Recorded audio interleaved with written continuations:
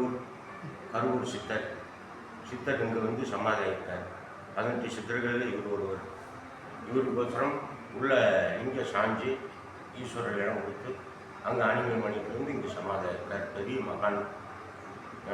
சித்தர்களில் 18 சித்தர்களில் இவர் ஒருத்தர். பெரிய பெரிய தஞ்சாவூர் கோயில் கட்டி கொடுத்து அந்த லிங்கத்தை நிறுத்தி கொடுத்தது இவர் தான். சிதம்பர நடராசலையை செஞ்சு கொடுத்தது இவர் தான். திருநெல்வேலி நெல்லையப்பருக்கு சாபம் கொடுத்தது இவர் தான். திருநெல்வேலி நெல்லையப்பருக்கு ஒரு சாமி போயிருக்கும் பொழுது அங்கே உச்சிகால பூஜையெல்லாம் முடிச்சுட்டு அவங்கெல்லாம் கோயிலை சாத்திட்டு போயிடுறாங்க. இவங்க யார் தெய்வம் நாடுறதில்லை.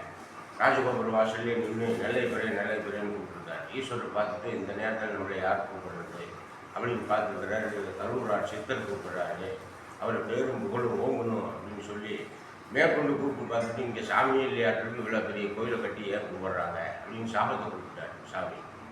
ஒரு கால பூஜை நடக்குது, அது அத்து போட்டோம், நல்லவங்கெல்லாம் குறையிட்டோம், இந்த நகரம் பூரா எருக்கா முளைக்கு கிடவுதுன்னு சொல்லி சாபம் கொடுத்துட்டு இவர் முன்னாடி போக ஈஸ்வரர் அம்பாலும் பின்னாடி போய் 13 மைல் போகிறாங்க. 13வது மைலில் மானூங்கிற ஒரு கிராமத்தில் போய் சாமி உட்காந்துடுறாரு.